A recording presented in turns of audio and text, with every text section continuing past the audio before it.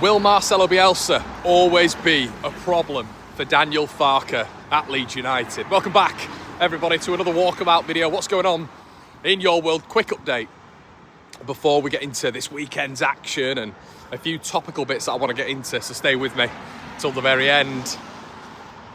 The Burnley-Sunderland watch-on, which was going to be on the second channel, will now be on this. Will be on the main channel. The reason behind that is because I can't set StreamYard up with the other channel for whatever reason, but I'd just like to say a big thank you to you all. 82.4% of you from One Leeds have gone over there and subscribed, so thank you so much, everybody. The rise has been insane.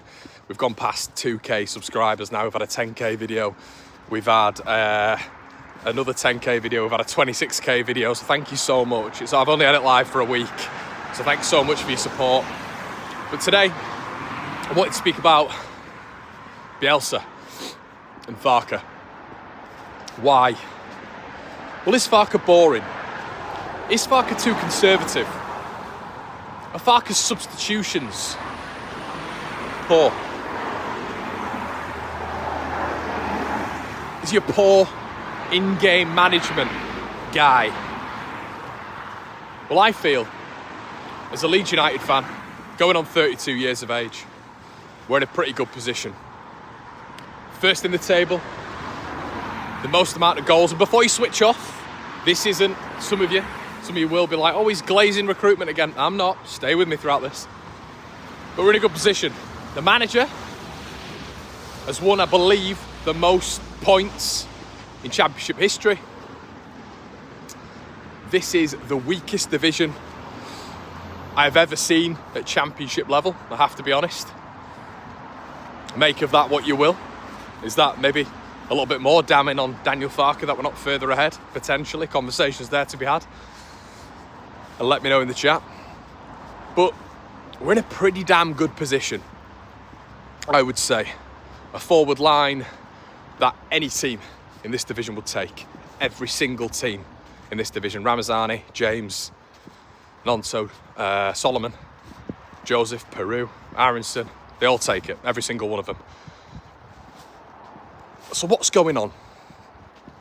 Daniel Farke employs control. I think that was portrayed throughout many of last season's games when it came to Gruev being stuck in that midfield. Maybe even at the start, as opposed to Archie being put in there. The Glenn Kamara and Ampadu partnership, which a lot of us wanted, but Gruev was in there. It was that control element. Would Marcelo Bielsa, who I think is always lingering in every point we make about Daniel Farke, would he have put Gruev in that starting lineup? I don't know if he would. Ampadu definitely, because he'd have definitely been a little bit more of a Bielsa man in terms of what he can do on the ball and his defensive nuance as well, which I think would have been quite nice to see him split the defenders and do the Calvin Phillips arc. But he wouldn't have had Gruev in there. And why do I mention Marcelo Bielsa? Well, because I'm talking about control. Farke been a little bit more conservative. That's what's labelled at him. That's what I've said, especially about control. Not so much conservative, but about control, as opposed to exhilarating, express yourself football. It's just not Farke. There was Bielsa and there's Farke. And I think maybe a lot of Leeds fans maybe see a little bit of Bielsa, of Farke in Bielsa. I think that happens. And I think the reason behind that is maybe because of where Leeds are and where Leeds were under Marcelo Bielsa, which in the last season in the Championship was top of the division, of course. However, the connection is interesting. I don't feel a connection with Daniel Farke. Chris, Jack Reeve, Norwich City pals of mine, Connor, another Norwich City pal of mine, all felt a connection with Daniel Farke. So what is it? Was Farke not as special to Norwich, maybe as Bielsa was to us? I think there's an argument there. Norwich fans would argue. Definitely for Farke in that case, because what he did for them was truly exceptional. The records that he broke. Bielsa didn't do that. But what Bielsa did was change a culture. He changed the movement at Leeds United. And that's special. And you don't find that in football. Again, completely unique. We are customers, aren't we? We're consumers, we're not just fans. And what do we know about the footballing world nowadays? It's all about money. And it's all about getting back up there, reaping the rewards of the Premier League, suffering probably at the hands of VAR, getting pummeled by the other 17 teams, maybe 15 teams, and you get the odd couple of wins in there and then coming straight back down again, and that's the football pyramid. That is what it is. Going up, establishing yourself as a Premier League outfit has got harder and harder and harder over the years. Do I think you can do it? I do. Look at Forest, look at Bournemouth, look at Brentford in recent history. I think there's a chance Ipswich might stay up this season, and the reason behind that I'm going to talk about in a sec. But you go up with Daniel Farke, you've got a structure behind you, you've got a framework. You've got owners who are in the background, who don't say much, but get really good business done, in my opinion. They've set Leeds up in a really lovely way with barely any numbers when you compare it to the 28, 29, 30 numbers that our competition has, with lesser quality of player.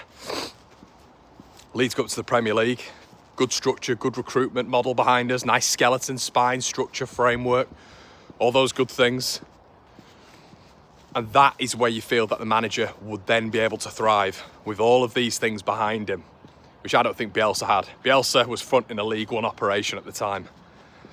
And maybe that's why there's all this, the purist narrative towards Bielsa as well. And I think Daniel Farke, unfortunately, will always suffer at the hands of still following in the footsteps of someone like Marcelo Bielsa, because I think this hangover is still very real. Because I do look at all the other managers, and this is why I've always said, when it comes to Daniel Farke, I wouldn't want him sacked. People don't choose to listen to that, but if they would open their ears, I've always said, who's better that's out there at championship level? Content with him right now, if he gets us up, potentially reevaluate in the summer. I don't think they'll do that, and is it right to do that? That's another conversation. But Daniel Farke right now has got Leeds at the top of the division. We've scored the most goals. If it wasn't for the goalkeeper, we'd have arguably had a defence as good as Burnley's, and I genuinely believe that. And listen, who puts Melee in net? That's another point, and maybe why people, including myself, will always sort of criticise Daniel Farke, because even from his Norwich days, he was a stubborn boy. But who else was stubborn? So there are similarities in a sense, a lot of similarities in a sense. They were both talkers. You maybe would feel that Bielsa had a little bit more of a point in there, and maybe it was a little bit more philosophical than what Daniel Farke spouts on about. Bielsa took accountability. I think that's a big point. I don't think you see a lot of Daniel Farke taking accountability. And I think that's big with Leeds fans. I think it transcends in sort of like the northern brash culture, doesn't it? If you've done something wrong, sorry, I ballsed up there, I bollocksed it up, you take accountability. Daniel Farke doesn't do that. He does make his excuses, but that feels like it's the modern game now. It's almost as if the manager has to prove to the owners that they've done it for X, Y and Z reason in front of the press. We've seen even Guardiola do that very recently, Arteta, even Arne Slot very recently as well. But it does make me think, and I wanted to talk about Arne Slot as well. I was watching a Red Men TV video the other day, the Liverpool fan channel, if you're not aware, and they were talking about how they're a bit disengaged, some of them, with Arne Slot, which is crazy, right? But he's following on from Klopp. Arne Slot's going to win them the league.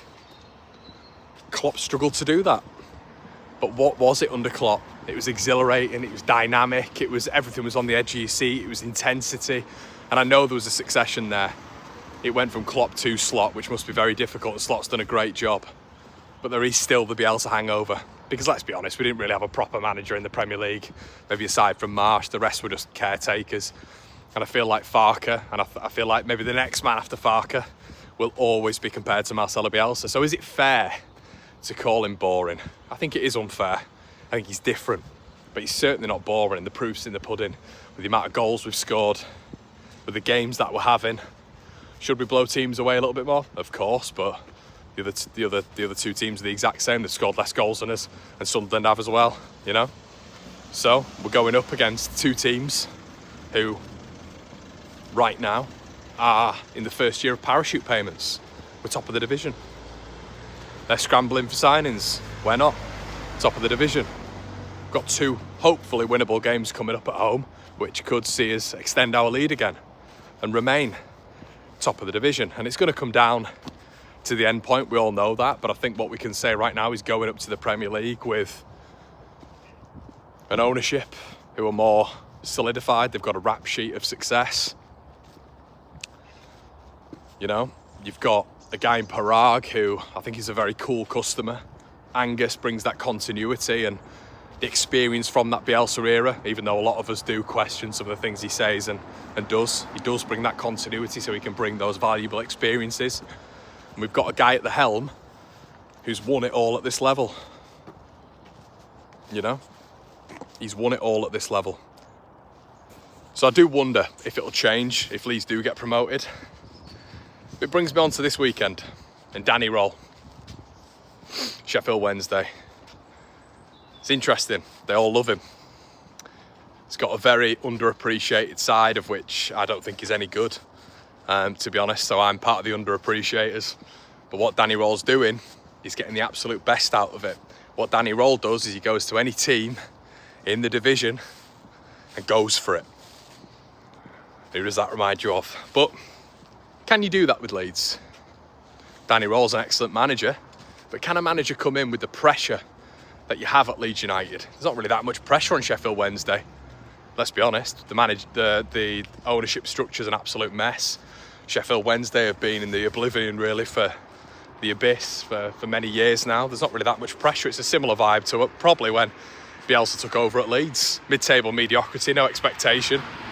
Manager comes in and says, I'm going to do whatever I want. I'm going to play this way. And if I get you promoted, I'm going to be a bit of a god round here. Very similar. There's a bit more of a pressure on Leeds United now. I don't think Farke could go and do that. I don't think a manager could come in and just go hell for leather. And would it work? That's the other thing. You know, people always want that. They always want the next man in. They always want this coach, that coach, the other coach. But would that work, just going hell for leather? Problems come with that if you're doing that in every single game as well. So Danny Roll comes to Leeds United this weekend, and it brings me back to the original point, really. Is Farke boring? Well, Danny Roll certainly isn't boring. He's going to come to Leeds United and try hit us. They're not going to sit in, but that's going to help Leeds United. So ultimately, would Daniel Farke be successful right now if he came into Leeds United and did things in the Marcelo Bielsa way, or potentially the Danny Roll way? Because with the pressure that's on Leeds United this season, I'm not sure he could do that. But let me know what you think in the comment section below, everybody. Really interested to hear what you guys think on this. Is there a Bielsa hangover? I will be live with the watch along tonight, but please go check out my second channel. It's been, I think we've actually eclipsed the one Leeds growth in a week on the Conor McGilligan channel, which is crazy. Because over there, I think we got like 10,000, or over here we got 10,000 in 3.5 months back in the day. I don't think that's going to happen again, obviously, but you know, those videos are over there if you fancy getting involved, and that will be back tonight with the Sunderland and Burnley watch along. Guys, it's been an absolute pleasure. Let me know what you think. See you in a bit.